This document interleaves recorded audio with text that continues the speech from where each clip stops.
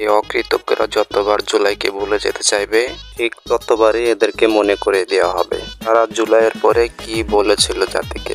ভাই মারা গেল আমেরিকাতে, একটা ভাই দীর্ঘদিন বাইরে আছে, আমি দীর্ঘদিন অসুস্থ অবস্থা। ছাত্র জনতাকে অভিনন্দন জানাই, যারা বুকের তাজা রক্ত দিয়ে বাংলাদেশের দ্বিতীয়বার স্বাধীনতা এনেছে, প্রকৃত স্বাধীনতা এনেছে এবং একটি বিজয় দিবস, নতুন বিজয় দিবস আমাদের উপর। স্কুল কলেজের মাসুম বাচ্চারা নিজেদের জীবন দিয়ে রক্ত ঝরিয়ে আমাদের কাছকে মুক্ত করেছে, গোটা জাতিকে মুক্ত করেছে, যাদের শহীদী আত্মত্যাগের মধ্যে দিয়ে আজকে গোটা জাতি মুক্তি লাভ করেছে এক ভয়ঙ্কর ফ্যাসিবাদ থেকে। নতুন নতুন আইন হচ্ছে, এই আইনে এখন কথাও বলা যাবে না,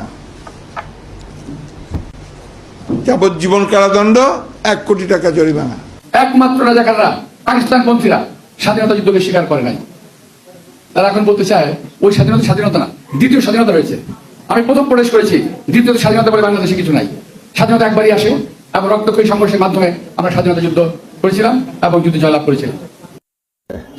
নীল কালার যে ফর্মটা আছে, এটা সংবিধান সংস্কার পরিষদ সদস্যদের শপথ ফর্ম। আমরা কেউ সংবিধান সংস্কার পরিষদের সদস্য হিসেবে নির্বাচিত হইনি। গণভোট বলে কিছু নাই, গণভোট বলে কোনো আলোচনার বিষয় নেই। এটা ওখানেও কোনো এজেন্ডা ছিল না, এখন গণভোটের কোনো এজেন্ডা নেই।